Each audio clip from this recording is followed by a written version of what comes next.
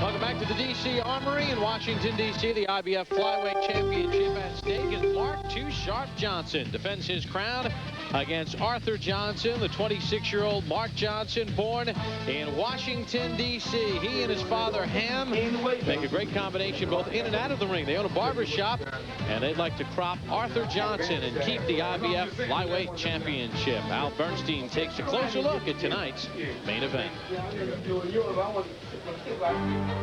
When Mark Johnson stepped into the ring in May of '96, he accomplished in just 95 seconds what no other African-American had ever been able to achieve. He captured a 112-pound flyweight world title. I think that I'm just a great fighter all the way around. I think I move like a strawweight, I punch like a heavyweight, and I'm flyweight. Under the tutelage of his father, Ham Johnson, Mark has gone from prodigy all the way to champion. Since winning the IBF title 21 months ago, this 26-year-old has defended it 4 times in convincing fashion. I'm the best flyweight in the world. All the magazines say Mark Johnson's the best flyweight in the world.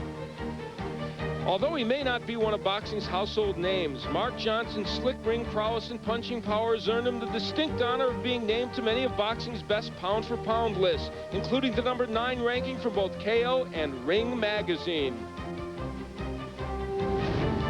Tonight, he returns home to Washington, D.C. for the first time as world champ and looks forward to entertaining his hometown fans. Coming home for me is very emotional. It's very stressful. It's a lot of pressure on Mark Johnson. But, I mean, it's here now. The hard work is over. All the hard work is over. It's time to go. It's time to put up or shut up. The only one that can silence Johnson and spoil his homecoming tonight is Johnson. Arthur Flash Johnson, that is. The NABF flyweight champion and IBF #1 contender is here to crash the party as he tries to win his first world title. His 10-year amateur career was highlighted by big wins over future pro champions Michael Carbajal and Kennedy McKinney. As a pro, the 32-year-old Johnson has a record of 17-3, 2 losses coming in unsuccessful world title bids. The first was in '94 against the Thai champ Fitchit Sitsbang Prachin and 50,000 of his partisan fans. And the second was in '95 against Johnny Tapia in his hometown of Albuquerque, New Mexico, where he lost a close majority decision. I've had 2 shots. This is the 3rd shot, and I'm looking for to win this title and go on to win other titles. Arthur's step toward that goal of a world title was winning the North American Boxing Federation belt in '96, knocking out Miguel Martinez. Tonight, he'll be moving up in class to fight the highly regarded world champion Mark Johnson in his backyard. Come tonight, I'll show everybody why Mark Johnson is truly the best flyweight in the world. I will become champion of the world. Make no mistake about it, America. I will be champion of the world. It's Johnson versus Johnson for the IBF Flyweight Championship. A great champion, a great challenger, and probably a great bout. Well, this gigantic crowd is on their feet here at the D.C. Armory, and here comes their favorite son, Mark Too Sharp Johnson.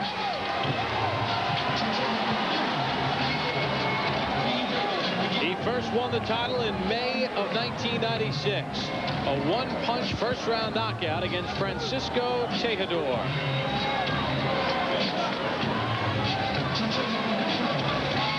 And now, what about the sacrifices he made to have this fight here in his hometown? Giving up $35,000 of his purse, wanting very much to have this fight here. It might be the last time he does defend his title here because he has to move on to other, perhaps more lucrative paydays where they can get the site fees, etc.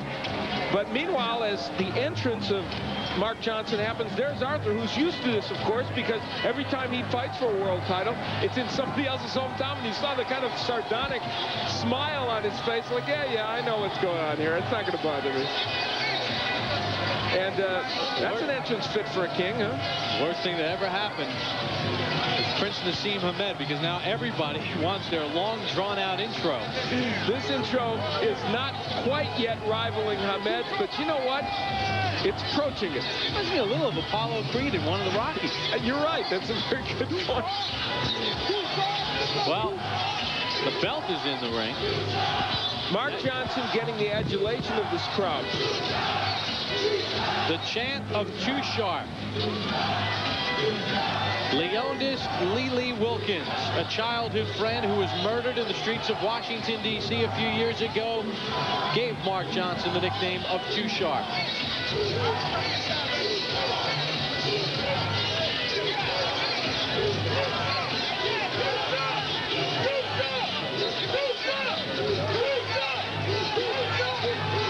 It is a standing room only crowd here in our nation's capital. Mark Johnson has stamped himself, he believes, and many believe, is the best of the flyweight champions. It has been a very good reign for him as IBF champion, and we take a look at just how he won and has defended his crown. There you see the defenses he has had. They've all been good defenses.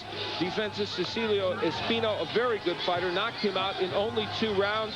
Mark Johnson is ready to step up in weight, he believes, and waiting for him there, perhaps, if he doesn't move up a weight class, could be Johnny Tapia, and that would be a great fight. Johnson, of course, had a great fight himself with Tapia. For the introductions of tonight's main event, here is our ring announcer once again, Henry Jones. And now, ladies and gentlemen, Cedric Kushner Productions, in association with the IBF and Budweiser, the undisputed king of beers, proudly presents 12 rounds of boxing for the IBF Flyweight Championship of the world. The IBF president at ringside, Mr. Bob Lee. The IBF supervisor, the Honorable Doug Beavers. The 3 judges scoring the bout on a 10-point must system are from the District of Columbia, Mrs. Sheila Harmon Martin and Mr. Paul Artis. From Virginia, the 3rd judge is Mr. Vaughn LaPrade.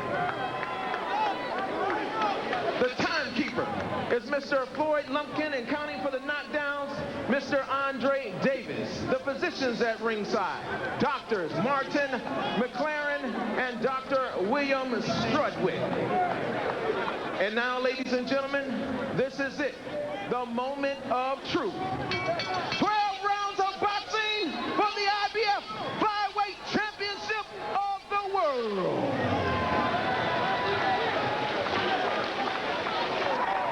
The man in the middle, controlling the mayhem when the bell rings, is a referee, Joseph Cooper. Introducing the principals. First, fighting out the red corner, he's wearing red trunks. He weighed in at 111 pounds. His excellent professional record, 17 victories against only 3 defeats with 10 KOs to his credit. Originating from East St. Louis, now fighting out of O'Fallon, Illinois. He's the #1 challenger in the world by the IBF. Please welcome Arthur Flash Johnson.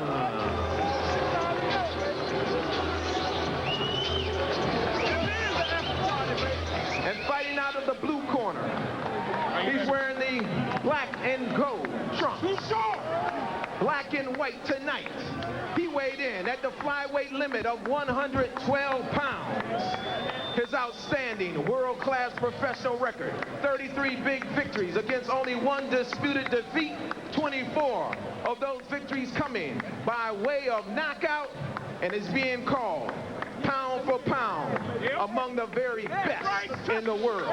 Ladies and gentlemen, making the first defense in his hometown, the champ returns home, hailing from right here in the nation's capital of Washington, D.C. Here is the reigning IBF flyweight champion of the world, King Marcellus Mark Too Sharp Johnson. That's what they came to see. Too Sharp Johnson defending his title tonight against Arthur Flash Johnson. Let's take a look at the unified rules for tonight's IBF flyweight title bout. No 3 knockdown rule, no standing 8 count. Fighter cannot be saved by the bell in any round. Only the referee may stop the bout. Accidental foul. They'll go to the scorecards after 4 rounds are complete. Prior to that, it will be a technical draw. There is is 26-year-old Mark Johnson. Father of 5. 3 of his children adopted. He and wife Samantha. And there is Arthur Johnson. Getting the instructions from referee Joseph Cooper. I'm holding you accountable for your corner. Understand? Jim, let's throw some thunder. And there you get a look at Arthur Johnson, a road warrior in his 9th pro bout. He fought for the title in Thailand, lost a 12-round decision. Then in 1995 went to Albuquerque and took on Johnny Tapia and lost a majority decision out. Both those fights he could easily have won. They were very, very close fights, and believe me, he is the goods, but so is Mark Johnson. Now, stylistically, the way this fight breaks down is you have Johnson the southpaw, that's Mark Johnson. Arthur, of course, the right-hander. Mark Johnson wants very much, his trainer Ron Jackson said, to get inside and pressure Arthur Johnson. Round number 1 underway, scheduled for 12. 2 of the best boxers in the world going head-to-head tonight in Washington, D.C. Now, Arthur has beaten a couple of southpaws in his professional career, but I don't know that he's faced the southpaw with the skills as Mark Johnson. In fact, I'm sure he hasn't. In the corner of Arthur Johnson, legendary trainer Angelo Dundee. Angelo said the last time he was in this building for boxing, 1949. Angelo coming off a 51-year layoff. That little right hand for Mark Johnson.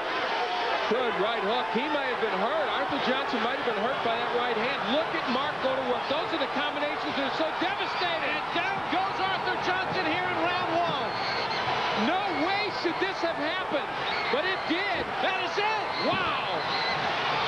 Mark Johnson with a first-round stunning knockout of Arthur Johnson to keep his IBF flyweight championship. The reason Mark Johnson's people are literally beside themselves is not a person in this building, even the most optimistic Mark Johnson backer, expected that.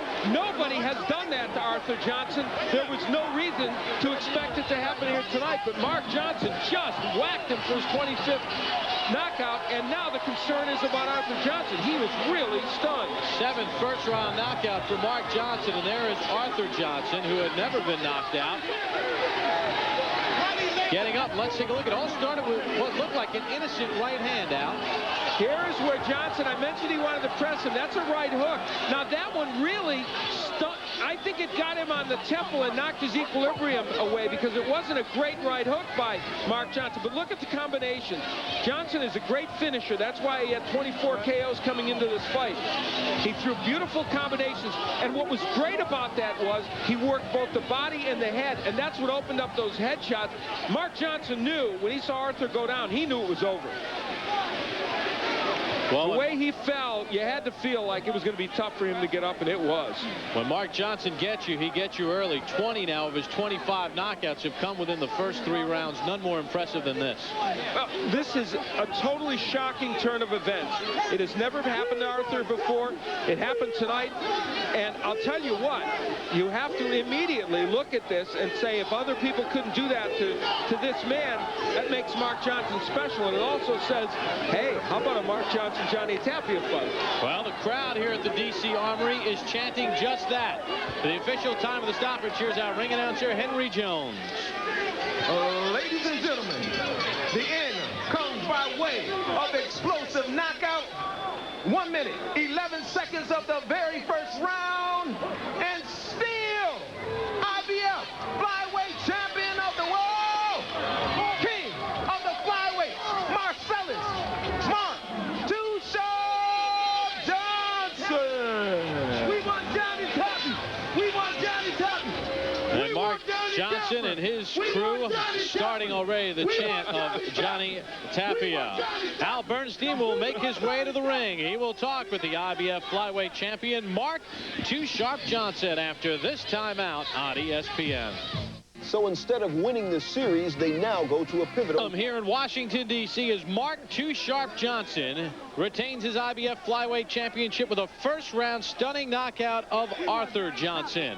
And the NHLers are back in action Wednesday night, February the 25th on the Deuce. The Colorado Avalanche take on the Phoenix Coyotes. Airtime at 9 p.m. Eastern, Wednesday night on the Deuce. Fire on ice. A lot of fire here in Washington, D.C., and the man to put them out, Al Bernstein. All right, we are here with Mark Johnson. He and his dad and his whole team very fired up over this win, and why not? Before we deal with the future, which we're going to in a second or two, we got plenty of time, let's deal with what happened here tonight. Is it safe to say that even you guys, as optimistic as you were, probably didn't expect a first-round knockout? He's a good fighter. First of all, I'd like to thank my Lord and Savior Jesus Christ. I'd like to thank all the guys in the gym who hurt me, especially the D.C. commissioner for letting us have this fight here. I hit him with a right hook that he didn't see. Yeah. Over top his jab, and that's the punch we've been working on. They called it the dollar store punch, the ugly punch. Okay. But I think I caught him early. He wasn't warm. And I caught him with a great shot. Maybe on the temple, too, I think I might have hit him there. Well, you know, this right hand is no joke, boy.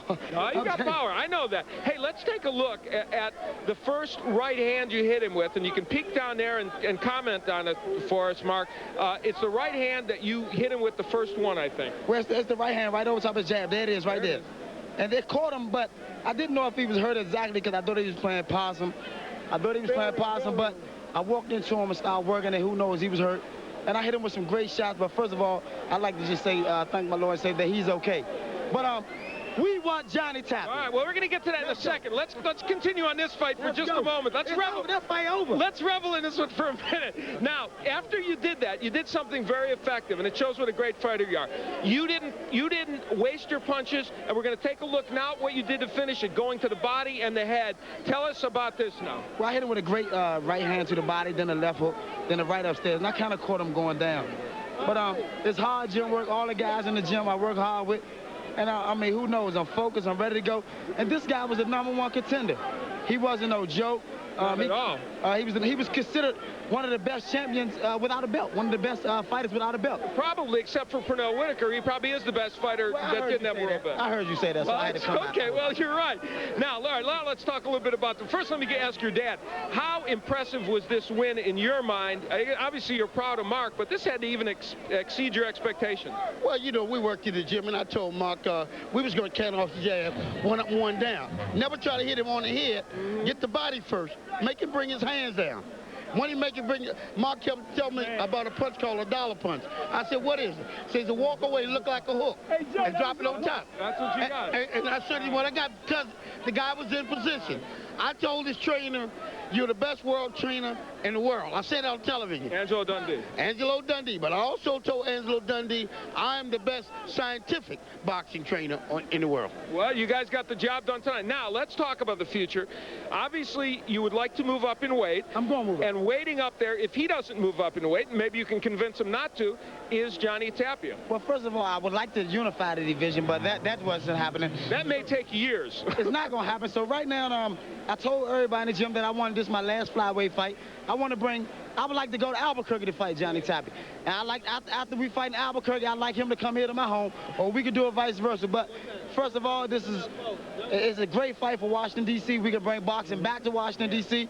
We're on the road now, but, I mean, everybody in the gym, Reds, Baby Durham, everybody, Ham, Joe, we want Johnny Tapia. Everybody in Washington, D.C., we don't want to keep playing around with, with the flyweight division. I'm 26. I'm getting big. I'm getting strong. Johnny Tapia. All right. Johnny Tapia. Well, I'm going to see Johnny tomorrow, and I'll tell you what, I'm going to give him your message. Something tells me I think he's watching tonight. Tell him this right hand ain't no joke, boy. Okay. All right, Mark Johnson, it's terrific. Congratulations. He wants Johnny. Maybe Johnny wants him. Yeah. Let's get it back to Bob. Don't go away yet. Stay here. All right, thank you very much, Al. We'll hear from Arthur Johnson when we return after